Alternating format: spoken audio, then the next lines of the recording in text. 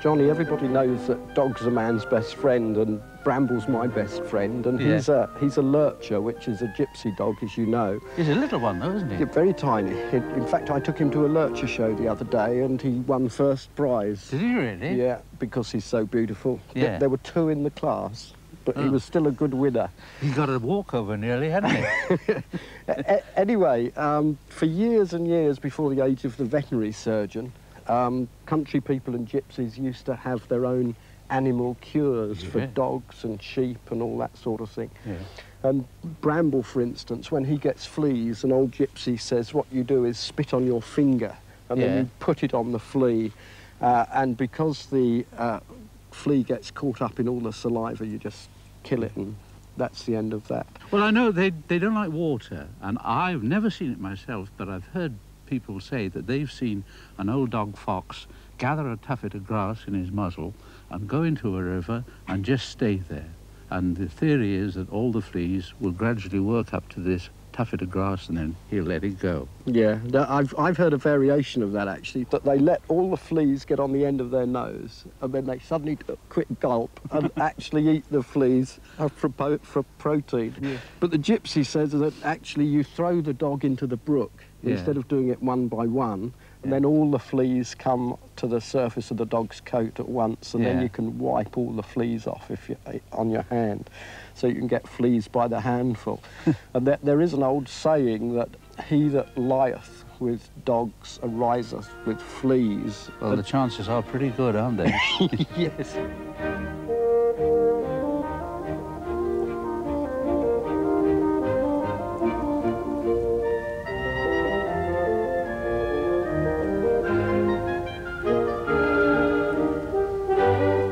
Johnny, this is an interesting little bush. Do you know what it is?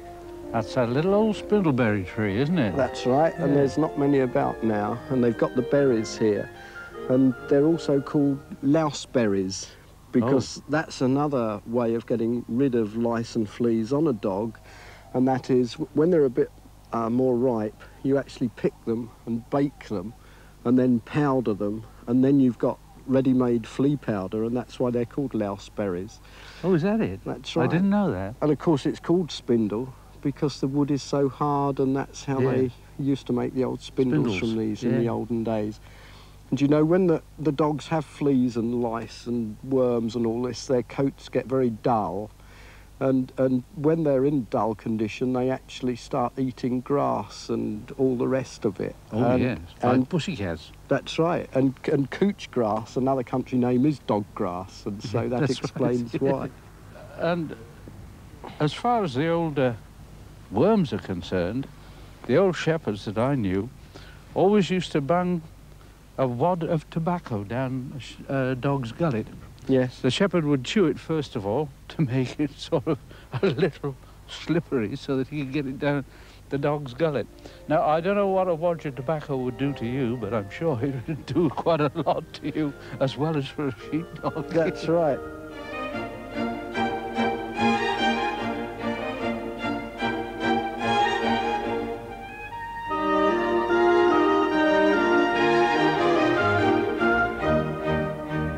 And the little bull in this field is quite a friendly little chap, Johnny.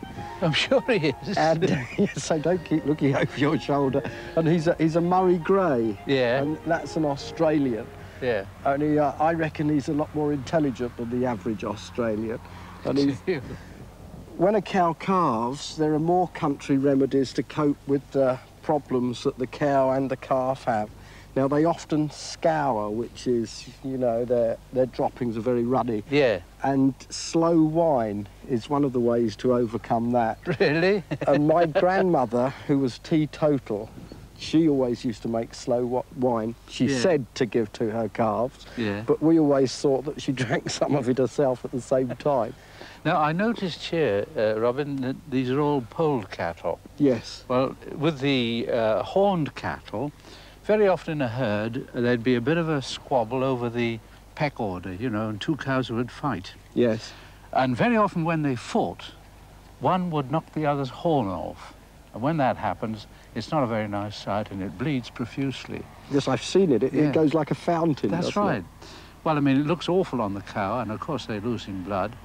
And what our cowman stockman used to do was go to a low barn, and you know those big heavy cobwebs? Yes. You know, that are sort of plaited and plaited and plaited? Yes. He'd take one of those and wrap it round the cow's horn, and that would stem the flow. Yes. No vets. Did it work? Yes.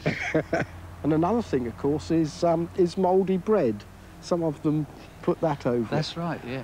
And it's not as daft as it sounds, of course, because of mould no. and penicillin and all Yeah, that. that's right.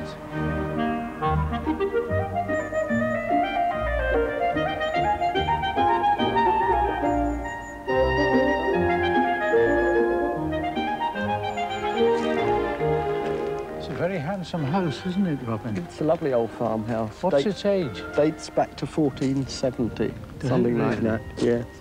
And it's very nice at this time of the year with these dahlias and the flowers, Not the last flowers of the year, really. And the butterflies? That's right. And the cats, unfortunately, catch the butterflies. That's Do they? one of the problems. There's a little naughty there. He is. Come on, Puss. Hey, get a good little Puss. There he is.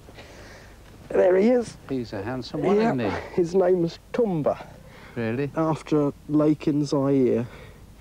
But there's a lot of lore about cats, you know. Oh, goodness me, If you move houses, apparently, what you should do so that the cat is preoccupied and it doesn't want to move, that is, you smear butter over its paws before you go to bed, and then it will lick the butter and think, this is a nice place to stay. I think I will keep here.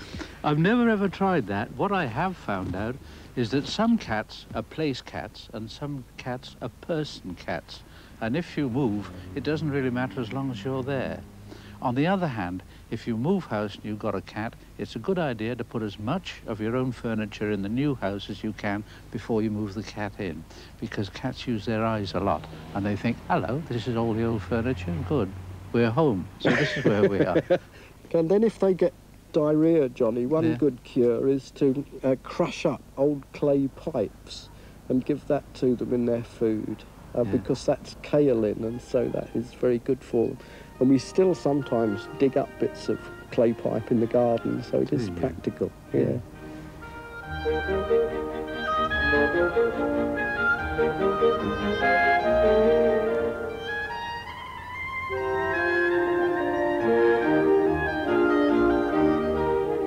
Johnny, although some of these country cures for animals are good fun, what would you really advise if your pet was seriously ill?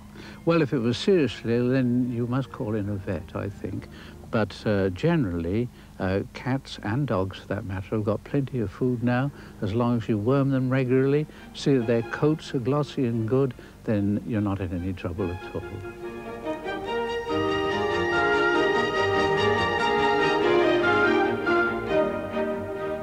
And there'll be more country cures next week.